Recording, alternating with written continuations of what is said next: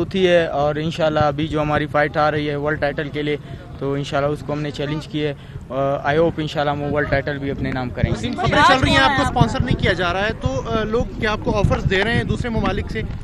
जी बिल्कुल, मुझे ऑफ़र्स है कोरिया से, अमेरिका से कि आप हमारे लिए खेलें, लेकिन मैं एक पाकिस्तानी हूँ और अल्हम्दुलिल्लाह मैंने जो सारे रिजेक्ट कर दिए और मैंने कहा कि मैं अपने मुल्क को ही रिप्रेजेंट करूँगा, क्योंकि मैंने अपने मुल्क के लिए काफ़ी इंटरनेशनल मेडल जीते हैं और इंशाल्लाह आखिरी दम तक मैं अपने मुल्क को ही रिप्रेजेंट करूँगा। और मैं शुक्रिया अदा करता हूँ मिस्टर जावेद आफरीदी का, जिन्होंने मुझे स्पॉन्सर किया मेरे अपकमिंग फ़ाइट के लिए, और उन्होंने मुझे उम्मीद दिलाई कि इंशाल्लाह आपको हमेशा मैं स्पॉन्सर करता रहूँगा और मैं आपके साथ हूँ।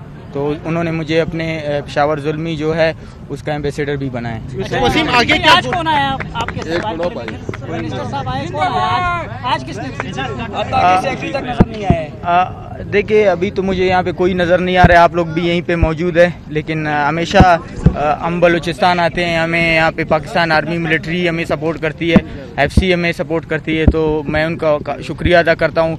मैं जनरल आमिर रियाज का शुक्रिया अदा करता हूँ कि उन्होंने काफ़ी मुझे मेरी हेल्प की है इस फाइट से पहले।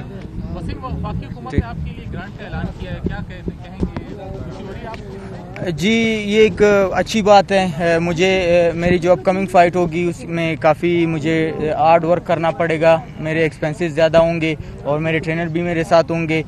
मेरे 3 ट्रेनर्स होंगे, एक फ़िज़िकल ट्रेनिंग अलग होगा, जो मेरे साथ का ट्रेनिंग मेरा पाकिस्तानी ट्रेनर है वो अलग होगा और अमेरिकन ट्रेनर अलग होगा। तो मुझे काफ़ी ज़्यादा जो स्पॉन्सर्स है वो मुझे चाहिए, ताकि हम MGM गार्डन अरीना में जो वर्ल्ड टाइटल है वो चैलेंज करें और पाकिस्तान का नाम पूरी दुनिया में रोशन करें।